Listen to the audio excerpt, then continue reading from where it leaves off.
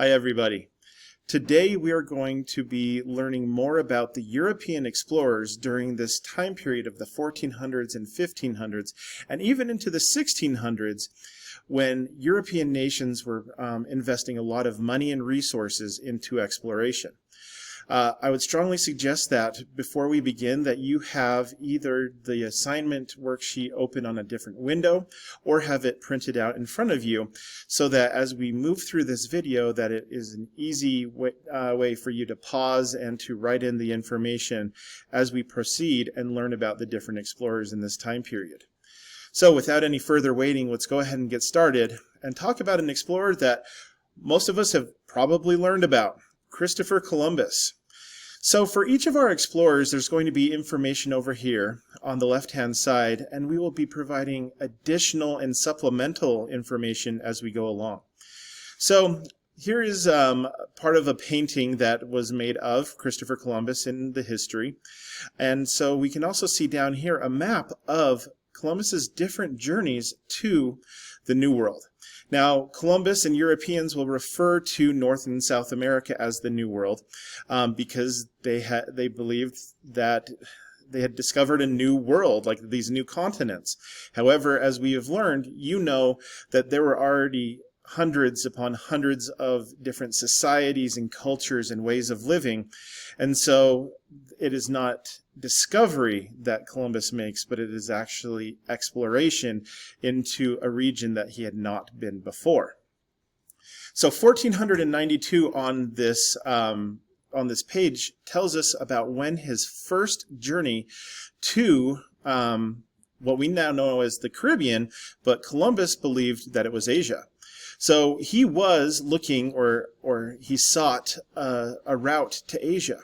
We see Marco Polo's influence here with Christopher Columbus wanting to establish a trade route over the ocean between Europe and Asia.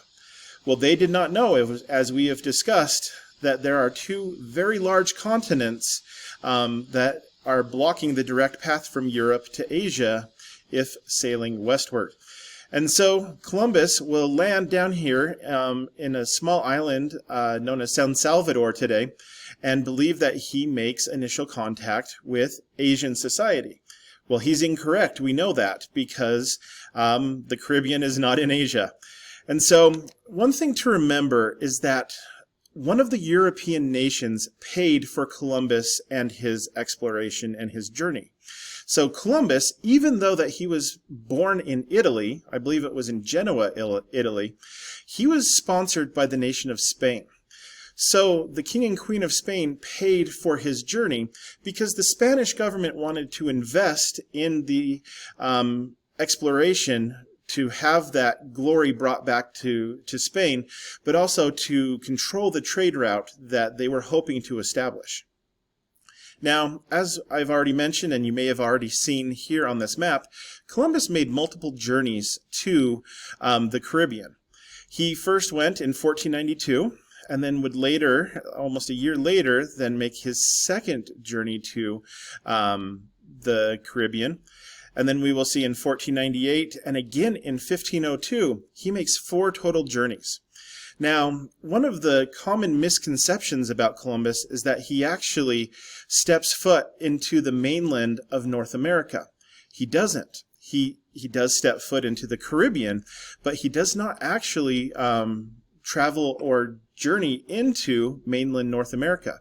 You can see on his last exploration journey that he does come close, down here coming close to the Yucatan Peninsula and down close to South America.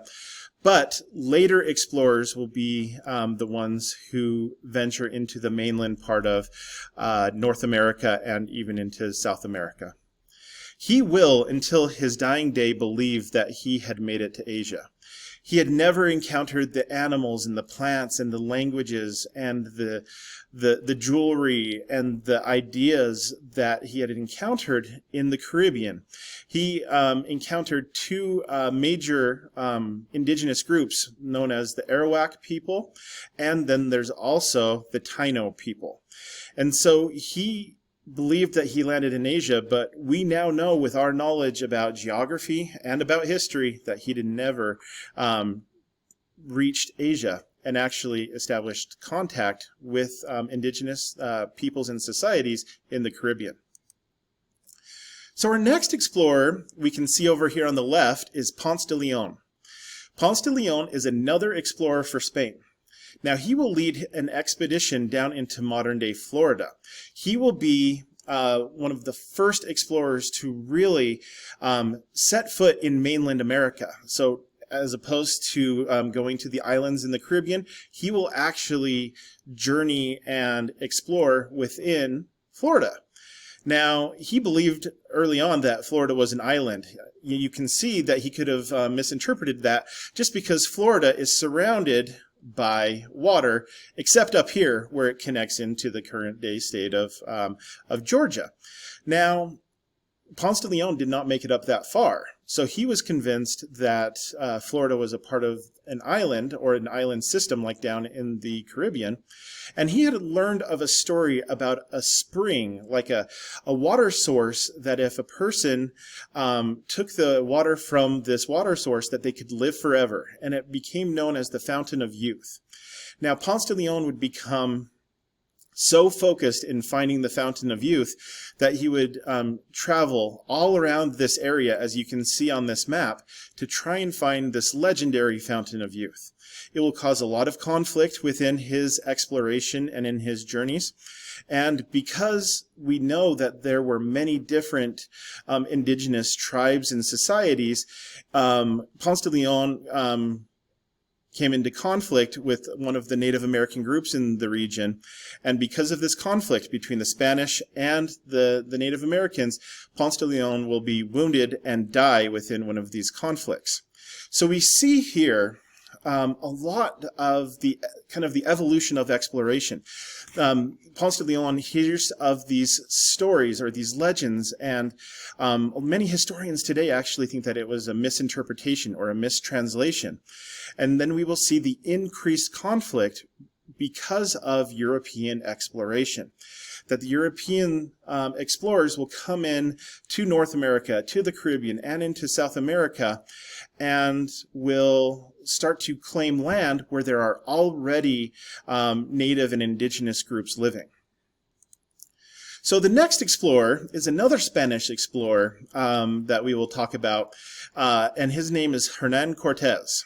Now we see a painting of Hernan Cortés over here on the right. And Cortés will focus his journeys, but he is a very good example of conquest. So you'll see that he is an example of Spanish military conquest, and he will eventually capture and take over the entire Aztec Empire. So we see here on this map that he will land him and the Spanish conquistadors and Spanish military down near the current day cities of Veracruz and make his way into what the Aztec referred to as Tenochtitlan, but we know today as Mexico City. And Hernan Cortés and the conquistadors and the military will fight their way into Mexico City, or as the Aztecs referred to it as Tenochtitlan, and he will conquer the Aztec Empire. So what we see here is the aggressive conquering of the Spanish conquistadors and Cortés. And we will be examining more of this within primary sources later within this course. So we see this word conquest. Conquest is to forcibly take over another society or a way of life. And when we talk about it being forcibly, Hernan Cortés is going to use the military and the weaponry and technology that the Spanish had and that the Aztecs and their empire had not been exposed to yet in history. So we're going to stay focused on the Spanish explorers and talk about Ferdinand Magellan. Now we see an old painting of Ferdinand Magellan right here. And you can also see on the left that he voyaged from 1519 to 1522. Again, he was sponsored by Spain, but his attempt in exploration was to navigate around the world. This is also known as circumnavigation. So basically starting in Spain, going down around that southern tip of South America, across the Pacific Ocean, and then going down and around Asia, down around the southern point of Africa, and back to Spain. He tried to circumnavigate the world. Now, he then would discover a new trading route that he wanted Europeans to take. Now, and so in his explorations, he would discover a new trading route, but not a new area, because we know that there were already indigenous peoples and tribes living in this area. And it would become known as the Strait of Magellan. So you can see here on this map that it is this small break in the land on the southern tip of South America that would allow for an easier sea voyage to cut through here and then begin the travel across the Pacific Ocean all the way over into current day Indonesia and down into the Philippines. Now you can read here on both sides, Magellan will actually die in the Philippines, but his crew wants to carry on the legacy of Magellan, but also of themselves, and to complete this journey around the world. And so the crew will finish the journey even though that Magellan dies before the voyage is complete. And so Magellan assists in his exploration of a bigger picture of the world. He showed that there was a way to sail westward and eventually connect from Spain around the newly explored Americas, and then around Asia and Africa, and then back into Spain. So Magellan's impact upon mapping will be huge. Now let's look at the English. Now, one thing to remember is that at this time in history, you will hear teachers and textbooks and different readings refer to the British and to the English. At this point, England is a part of Great Britain. It still is today. And so, while you might think that England and Great Britain are two different nations, they are part of the same empire. And so Henry Hudson, as you can see in this drawing and this artistic interpretation of what Henry Hudson looked like, he was sponsored by England. He sailed for England, but he was actually sponsored by the Dutch East India Company to find a direct route to the Pacific Ocean. So he was English, but he had the help and the support of the Dutch. So that's another one of those words that within history and geography that sometimes causes confusion. The Dutch are the people from the Netherlands. So kind of like Americans are from, the United States, or from North America or South America, whether it be South Americans or North Americans, but traditionally like Canadians are from Canada. The Dutch are from the Netherlands. So he was actually paid for by a company known as the Dutch East India Company to find a very short and direct route to the Pacific Ocean. Now, he believed that he found the Pacific Ocean because as we look at this map, his very first voyage was in 1609. And he came down here and he found these gigantic bodies of water down on the eastern coast of Canada. And down here, even into the United States. And he thought these gigantic bays and these gigantic pieces of water, as you can see up here in the Labrador Sea, he believed that he reached the Pacific. Well, we know he wasn't anywhere close. And so he will document his journeys in very, very fine detail and will map this area. And so as he makes this first journey down here into the Hudson River, into current day New York, and discover these different waterways, he will come back on a second journey and go more northward into what we now know as the Hudson Bay. And it was named after him. Now, the Hudson Bay is a very large body of water in northeastern Canada, and he will believe that he reached the Pacific. We know that he didn't, but what he contributes to the exploration with is very detailed maps of the areas in which he explored into. So he will have very fine detailed maps of the New York and the New England area that will later influence other British groups coming over and settling within this area, that some that you have probably heard of, like the Puritans and the Pilgrims that settle in Plymouth, and we will later see Henry Hudson's explorations influence the settling of Jamestown down in current-day Virginia. And so his journals and documentation really do kind of provide more inspiration for additional European exploration of North America, and still looking for that sea or the oceanic connection between Europe and Asia if they were to travel west. Now, another explorer for England was John Cabot. Now, you can see this kind of drawing down here of John Cabot, and he was a very early explorer. So he first sailed in 1497, so just 5 years after Columbus had made his first contact with those societies in the Caribbean. So John Cabot will be the first European to really explore the North American mainland since the Vikings. So we have learned that the Vikings established settlements in Newfoundland around 1000 AD. And John Cabot will be the first European explorer to really explore within the North American mainland continent, because we know that Columbus was going down into the Caribbean.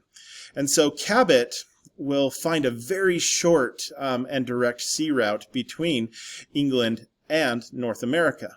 So this will motivate British explorers and settlers to begin moving and making plans to colonize and settle within North America because of John Cabot's route that he had founded. Now, he would die on his second journey to North America, but Cabot's legacy will be that he found a much more direct route to the mainland, where if we were to flip back and look at the pathway and the routes that Columbus took, he took a much longer route down here to reach the Caribbean. Now, we're going to look at another European nation at this time. We will look at the French explorer, Jacques Cartier. So Jacques Cartier explored and sailed for France, and he was hired by France to go and look for precious metals like gold and silver, different minerals, things that can be used to make things, or even for like jewelry and things along that line. And I also mentioned here jewels, so different precious stones, and the Northwest Passage. So we're going to be referencing the Northwest Passage a number of times because this becomes a huge motivation for European exploration. The Northwest Passage was a legendary story that was first heard about a waterway or a river that connected the Pacific to the Atlantic. Now, we know something. The explorers are coming from the Atlantic side and they will be sailing westward. But if you looked at a current day map or even a map back in 1500, there is no river that connects the Atlantic all the way over to the Pacific. And we'll examine that more in the other videos because of different geographic features of North America that don't allow for rivers to be directly connected from the east to the west. However, in his journey to try and find the Northwest Passage, which remember is this legend, he will create very detailed maps of the Gulf of St. Lawrence and the St. Lawrence River. And so Cartier will make maps down here around Newfoundland. And now, if that sounds familiar, this is that area in which the Vikings created their settlement around 1000 AD.